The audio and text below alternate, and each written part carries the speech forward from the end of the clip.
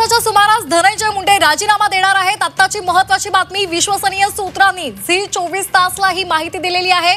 धनंजय मुंडे फडणवीसांकडे आपला राजीनामा सुपूर्द करणार आहे। सकाळी 10च्या सुमारास धनंजय मुंडे राजीनामा देणार आहेत। विश्वसनीय सूत्रांकडून झी 24 तासला ही माहिती मिळालेली आहे। 10 वाजताच्या सुमारास धनंजय मुंडे आपला राजीनामा देणार आहेत। फडणवीसांकडे ते आपला राजीनामा सुपूर्द करणार आहे। अधिक माहितीसाठी जाणार आहोत आमच्या प्रतिनिधी मनश्री पाठक यांच्याकडे। मनश्री, काय अधिकचे अपडेट्स आहेत? सध्या मी धनंजय मुंडे यांच्या शासकीय निवासस्थान असलेल्या सातपुडा या बंगल्यावर आहे आणि इथली थेट दृश्य आपण बघतो आहोत की सातपुडा बंगल्यावर सध्या तणावपूर्ण शांतता बघायला मिळते। खरं तर शुकशुकाट म्हणता येईल अशी परिस्थिती आहे। धनंजय मुंडे हे याच बंगल्याच्या आतमध्ये आहेत। साधारण 10 वाजेच्या सुमारास धनंजय मुंडेंचा एक प्रतिनिधी मुख्यमंत्री देवेंद्र फडणवीस यांच्याकडे राजीनामा सुपूर्द करतील अशी शक्यता आहे। स्वतः धनंजय मुंडे मात्र आज कुणालाही भेटणार नाहीत। सध्या सातपुडा बंगल्याच्या बाहेर आपण बघतोय की पोलीस सुरक्षा वाढवण्यात आलेली आहे। सकाळपासून धनंजय मुंडे यांना भेटण्यासाठी काही जण येत होते, मात्र त्यांना याच सुरक्षा रक्षकांकडून पोलिसांकडून सांगण्यात येत होतं की आज धनंजय मुंडे हे कुणालाही भेटणार नाहीत। त्याच्यामुळे आज धनंजय मुंडे हे राजीनामा सुपूर्द केल्यानंतर तरी या बंगल्याच्या बाहेर निघतील का असा प्रश्न आहे, अशी शंका आहे। कारण धनंजय मुंडे यांचा एक प्रतिनिधी हा त्यांचा राजीनामा घेऊन मुख्यमंत्री देवेंद्र फडणवीस यांच्याकडे जाईल आणि त्यांच्याकडेच तो राजीनामा सुपूर्द केला जाईल। एक सॉफ्ट कॉपी सुद्धा अर्थातच सीएमओला मेल केली जाईल। मात्र एकंदरीत जे चित्र आपण बघतोय, जे दृश्य आपण बघतोय की या सातपुडा पर्वतावर खरं तर धनंजय मुंडे यांना भेटण्यासाठी नेहमी बरीचशी वर्दळ असते। बीड परळीहून अनेक जण खास धनंजय मुंडे यांना भेटण्यासाठी इथे येत असतात। बरीचशी रांग लागलेली असते। अगदी सकाळपासून या बंगल्यावरती खरं तर गर्दीचं चित्र असतं।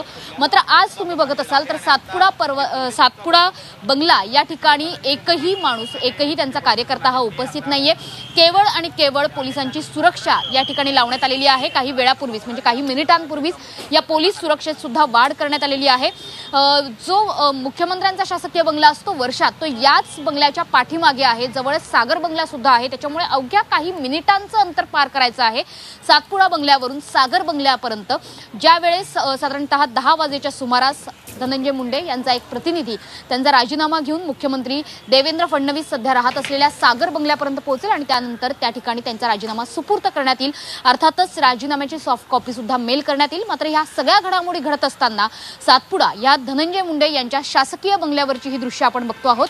ज्या शासकीय बंगल्यावर, सातपुडा बंगल्यावर एरवी कार्यकर्त्यांची गर्दी असायची, त्या ठिकाणी मात्र आता कोणताही कार्यकर्ता उपस्थित नाहीये। त्यांना काही लोक हे भेटायला येऊन गेले होते, मात्र ते आज कोणालाही भेट देणार नाहीत असा निरोप सुद्धा या भेटायला येणाऱ्या लोकांना दिला गेलेला आहे।